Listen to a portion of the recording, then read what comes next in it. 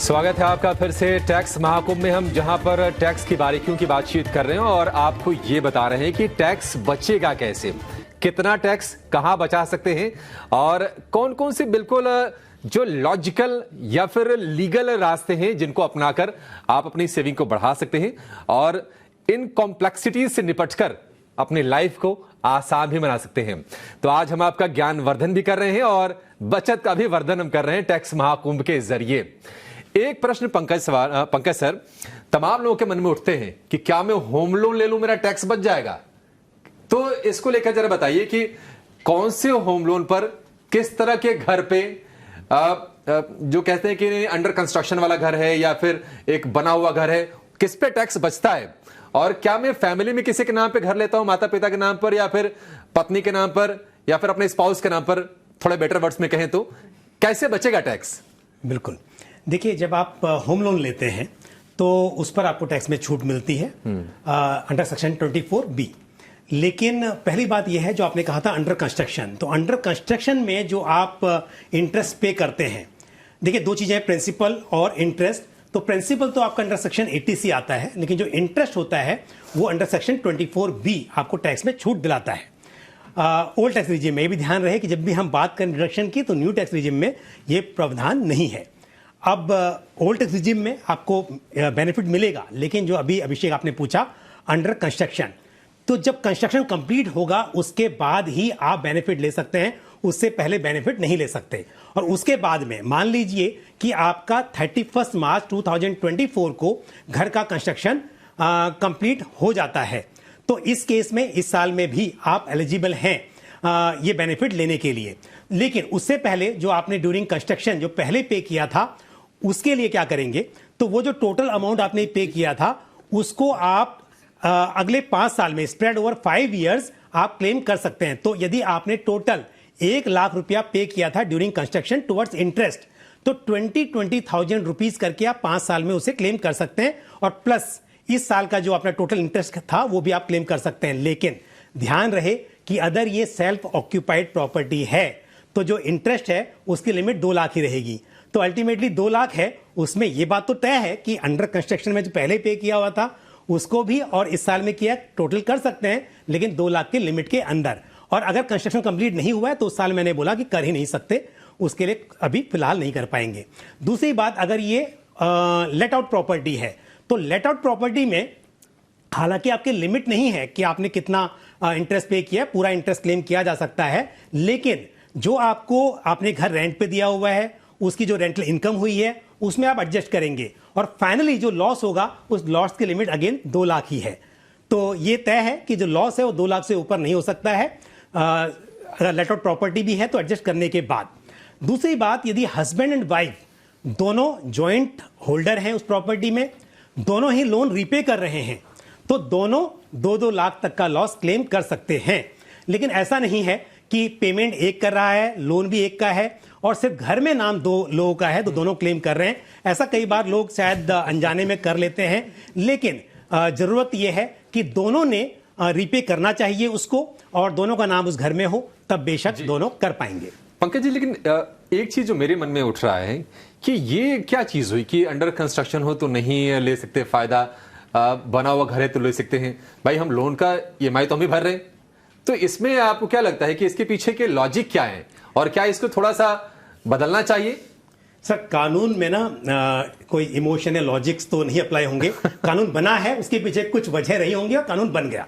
अब कानून बना है तो मेरा काम तो यह है एक्सप्लेन करना कि क्या होगा और क्या नहीं होगा, ठीक है। इसके आगे की तो वही कर सकते हैं जो कानून बनाते हैं। लेकिन दूसरी बात जो आपने कहा कि क्या इसमें बदलाव नहीं होना चाहिए, तो बिल्कुल होना चाहिए। मैं कहूंगा कि लिमिट भी, बल्कि पहले कम से कम लेट आउट प्रॉपर्टी में लिमिट नहीं होती थी, वो लिमिट कर दी गई, तो ये लिमिट बढ़नी चाहिए। क्योंकि 2 लाख आज हम देखें अगर मुंबई जैसे शहर में तो यहां तो बहुत ही कम है ये, क्योंकि करोड़ का लोन आप लेते हैं, घर की कीमत बहुत ज्यादा है, तो बढ़नी चाहिए। पर फिर मैं आता हूं अभिषेक इस बात पर कि सरकार चाह रही है कि ओल्ड टैक्स रिजिम रहेगी नहीं, सिर्फ न्यू टैक्स रिजिम रहेगी, तो डिडक्शन रहेगा नहीं। मुझे तो बड़ी घबराहट छूट रही है सुन के, ना रहेगा बांस ना बजेगी बांसुरी। तो मुझे सुन के घबराहट छूट रही है कि ओल्ड टैक्स रिजीम खत्म हो जाएगी। हम चाहेंगे ये कि नहीं, नए टैक्स रिजीम आए, नई व्यवस्था आए, लेकिन उसमें जो बेनिफिट्स मिल रहे हैं ना टैक्स सेविंग को लेकर वो बरकरार है। अदरवाइज पूरा का पूरा मोटिव ही कहने की डिफीट ना हो जाए, इसको लेकर एक दिक्कत लग रही है। खैर, पंजाब चलेंगे, वहां से अखिल शर्मा का सवाल लेंगे और उनका यह कहना है कि क्या आईटीआर में डॉक्यूमेंट्स अटैच करना जरूरी है? मणिकंजन जी, आप बताइए। एक्चुअली आईटीआर फॉर्म में डॉक्यूमेंट्स अटैच करना जरूरी नहीं है, क्योंकि वो प्रोविजन नहीं है। आपको क्या करना है, पहले अगर आपके पास डॉक्यूमेंट्स है तो आपको वो 8 इयर्स तक सेफली रखना चाहिए।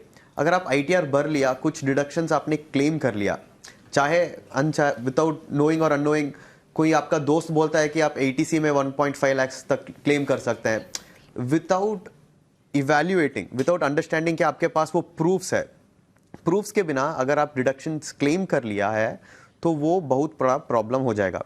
तो इसके लिए आपको प्रोटेक्ट करने के लिए जेन्युइन प्रूफ्स होना चाहिए, और वो प्रूफ्स आप 8 इयर्स तक रिकॉर्ड में रखना चाहिए। बट आईटीआर फाइलिंग के लिए वो प्रूफ्स अटैच करने की कोई जरूरत नहीं है। बिल्कुल। तो ये है सलाह। काफी कुछ सवाल आ रहे हैं आईटीआर पर भी, एक एक करके उनको भी शामिल करेंगे। ट्विटर पर हमें सवाल भेजा है विजय मरांडी जी ने, झारखंड से हैं ये, और ये कह रहे हैं कि ऑनलाइन आईटीआर कैसे फाइल कर सकते हैं। हेमंत जी, कुछ मदद कर पाएंगे आप इनकी? ये पूछना चाह रहे हैं कि ऑनलाइन प्रोसेस क्या है आईटीआर फाइल करने का। इस पर तो कई सारे सर्विसेज हैं जो आप अवेल कर सकते हैं। The gentleman from clear taxes here, उनके वेबसाइट पे भी आईटीआर फाइलिंग की सुविधा है। लोग उसे अवेल करके अपने टैक्स रिटर्न्स फाइल कर सकते हैं। ये online documentation, online form filing ने काफी इस पूरे प्रोसेस को आसान कर दिया है। तो आप ऑनलाइन जाइए, अपने ऑप्शंस ढूंढिए और पेमेंट करके आप अपने टैक्स रिटर्न्स भर दीजिए। अगर आप ये पसंद नहीं करते हैं तो आप अपने सीए से कांटेक्ट करिए और सीए को समझाइए कि आपकी इनकम क्या है, आपके टैक्स डिडक्शंस क्या हैं, और ये सारा सरदर्द फिर आपके सीए का हो जाता है। मैं तो वही प्रेफर करता हूँ, और मेरा सीए जो है वो मेरे बिहाफ पे सारी फाइलिंग कर देता है। ओके, चलिए अब आगे बढ़ते हैं। काफी लोग यही करते हैं जी, थोड़ा इजी पड़ जाता है। आज से थोड़े से कम हो जाएंगे वैसे। हाँ, ये टैक्स महाकुंभ देखने के बाद थोड़े से ना डर और झिझक जो होती है टैक्स को लेकर, क्योंकि टैक्स सुनते ना थोड़ी सी सिर में दर्द उठती है, तो उसका थोड़ा निराकरण आज इस मंच के जरिए हो जाएगा। नहीं, फिर हमें भी लगता है बहुत सारे डिडक्शंस हैं जो कि कहीं मिस ना हो जाएं, बहुत टेक्निकलिटीज हैं। तो इस शो के दौरान हमने बहुत सारी टेक्निकलिटीज को समझाने की सरल भाषा में कोशिश की। पर चलिए अब आगे बढ़ेंगे। एक और दर्शक है जो कि व्हाट्सएप के साथ हमारे साथ जुड़े हैं, सचिन यादव यूपी से। इन्होंने लिखा है, और मणिकंदन जी, इनका सवाल है कि अगर ज्यादा टैक्स भर दिया हो तो रिफंड कैसे मिलेगा? क्या कुछ उसके लिए प्रोसेस है और कैसे वो रिफंड पा सकते हैं? कितना टाइम लगता है? आजकल तो ये प्रोसेस बहुत ही जल्दी हो गया है, इस पे भी आप बताइए। अगर आपको रिफंड लेना है तो सिर्फ एक ही मार्ग है, आपको आईटीआर फाइल करना चाहिए, और वो भी विद इन ड्यू डेट आपको करना चाहिए। तो पहले आईटीआर प्रोसेसिंग का टाइम था 93 डेज से ज़्यादा, अभी तो लगभग एवरेज टाइम है 10 to 15 डेज के अंदर ही आपका आईटीआर रिटर्न प्रोसेस हो जाता है, और रिफंड भी, एलिजिबल रिफंड आपको डायरेक्टली बैंक अकाउंट में क्रेडिट मिल जाएगा। तो कंडीशंस, अगर आपने ज़्यादा टैक्स पे कर लिया तो ये है, पहले आपका आईटीआर फाइल करना है। दूसरा, अगर आप एलिजिबल है कि नहीं वो देखना चाहिए। ऐसा नहीं कि सैलरी में टीडीएस ज़्यादा डिडक्ट हो गया तो मेरा टैक्स ज़्यादा प्री पेमेंट ऑफ टैक्सेस ज़्यादा हो गया, वो नहीं है सर। आपको पहले आईटीआर प्रिपेयर करना चाहिए, उसके साथ साथ आपको ये चेक करना चाहिए कि कौन सा टैक्स रिजाइम बेनिफिशियल है आपका। अगर आपने न्यू रिजाइम पे टैक्स डिडक्ट हुआ है बट आपको ओल्ड रिजाइम बेनिफिशियल है तो आपको रिफंड मिल जाएगा। तीसरा, आईटीआर फाइल करने समय आपको एक बैंक अकाउंट नंबर भी मेंशन करना चाहिए अलॉन्ग विथ आईएफएससी कोड, और ये बैंक डिटेल्स आपके इनकम टैक्स प्रोफाइल में अपडेट होना चाहिए, और bank account details pre validate भी होना चाहिए। अगर ये 4 कंडीशंस आपने मीट कर लिया तो आप रिटर्न फाइल कर सकते हैं, and with in 15 to 20 days, जो भी नॉर्मल प्रोसेसिंग टाइम है डिपार्टमेंट का अभी जो चल रहा है, एवरेज प्रोसेसिंग टाइम, उस टाइम के अंदर आपको जो भी एलिजिबल रिफंड है डिपार्टमेंट प्रोसेस करके आपको डायरेक्ट बैंक अकाउंट में क्रेडिट कर देंगे। ओके, ये कुछ टेक्निकलिटीज़ हैं जो कि समझाई, पर पंकज जी एक और सवाल जो कि हमारे कई सारे दर्शक भी पूछ रहे हैं वो है कि जो सीनियर सिटीजन्स हैं उनको क्या कुछ टैक्स के बेनिफिट्स मिलते हैं, क्योंकि जब हम कॉलर शोज भी करते हैं तो स्टॉक मार्केट में भी कई सारे सीनियर सिटीजन्स हैं और अब तो जिस तरीके को लेके उनकी नॉलेज बढ़ रही है वो कई सारे स्टॉक्स में इन्वेस्ट भी करते हैं, तो क्या कुछ बेनिफिट्स हैं जो कि उनको ध्यान में रखने चाहिए, इसके बारे में बताइए। देखिए, सीनियर सिटीजन्स और सुपर सीनियर सिटीजन्स तो दो कैटेगरीज हैं, 60 ईयर्स टू 80 ईयर्स, और 80 ईयर पूरे हो गए हैं उसके बाद में आप सुपर सीनियर या वेरी सीनियर सिटीजन्स कहलाते हैं।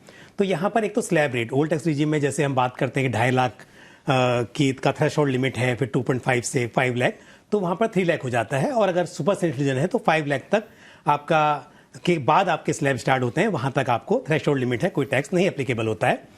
दूसरी बात जो एक बेनिफिट है वो ये है कि under section 80 TTB of income tax act आपकी जो भी इंटरेस्ट इनकम होती है, चाहे वो फिक्स डिपॉजिट से हो या फिर सीनियर सिटीजन सेविंग स्कीम से हो, तो 50,000 रुपीज तक, क्योंकि ये सब जो इनकम हो टैक्सेबल है तो आपकी इनकम में जुड़ जाता है, लेकिन 50,000 रुपीज तक का आप डिडक्शन क्लेम कर सकते हैं। तो इन शॉर्ट कहा जाए कि 50,000 रुपीज तक की आपकी इंटरेस्ट से जो इनकम हो रही है उसे उस पर आपको टैक्स नहीं पे करना होगा, उसके अलावा जो इनकम है उसी पर आपको टैक्स पे करना होगा। जबकि जो दूसरी जनरल कैटेगरी है वहां पर आपका सिर्फ सेविंग्स अकाउंट का जो 10,000 रुपीज तक का इंटरेस्ट होता है उसी पर डिडक्शन मिलता है आपको अंडर सेक्शन 80 TTA, लेकिन सीनियर सिटीजन के लिए लिमिट जो है 50,000 रुपीज है, उसमें सेविंग्स अकाउंट भी आते हैं और बाकी डिपॉजिट का इंटरेस्ट भी आता है।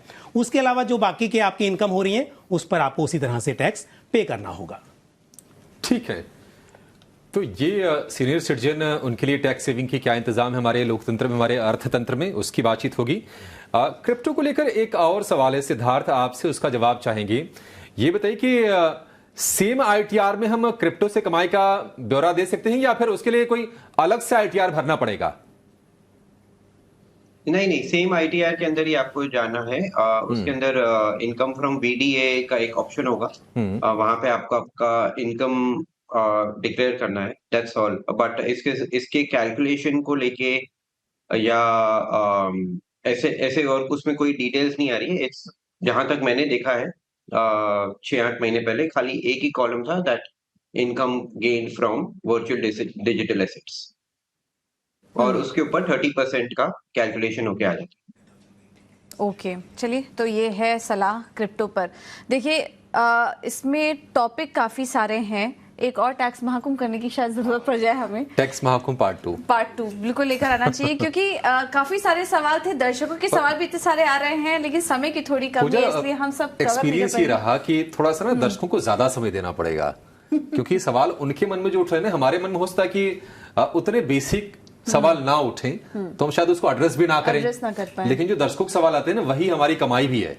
उसके लिए मैं भी अपना ही शो थोड़ा सॉरी टू से प्रमोट कर देती हूँ। शनिवार को हम टैक्स मंत्रा भी करते हैं, आप उसमें अपने सवाल भेजिए, वैसे तो हम इसको करेंगे, लेकिन यहाँ अगर छूट गए, महाकुंभ में छूट गए, तो उसका भी एक छोटा सा मंत्र और है हमारे पास। तो ये था आज का टैक्स महाकुंभ। उम्मीद है आपको मदद मिली होगी। हमने कोशिश की है, हमारी तरफ से कोशिश थी कि हर सेगमेंट से हर तरीके से आपको समझाने की कोशिश करें। हमारे साथ शो की शुरुआत में भी ICI से और टैक्स कमिश्नर ये सब जुड़े थे, और अपने अपने टॉपिक के टैक्स एक्सपर्ट भी हमारे साथ जुड़े थे। तो हमने हर तरीके से कवर करने की कोशिश की। NRI, छोटे कारोबारी, सैलरी क्लास, किस तरीके से उन्हें फायदा हो सकता है। उम्मीद है इसमें आपको मदद मिली होगी। टैक्स महाकुंभ में आपने डुबकी लगाई होगी ज्ञान की, तो कुछ आपको उसका फायदा भी हुआ होगा। और अगर कुछ सवाल रह गए हैं आपके, तो हम आगे भी कवर अप करने की कोशिश करेंगे, इससे पार्ट 2 भी लाने की कोशिश करेंगे, लेकिन फिलहाल समय की थोड़ी कमी है, इसलिए फिलहाल टैक्स महाकुंभ में हम सभी को दीजिए इजाजत। आप सभी गेस्ट का, सभी मेहमानों का बहुत बहुत धन्यवाद। सृष्टि, अभिषेक, आपका भी बहुत बहुत धन्यवाद जुड़ने के लिए, हमारे साथ समय देने के लिए। चलिए, फिलहाल इस शो में इतना ही, लेकिन आप बने रहिए टीना उस प्रदेश के साथ।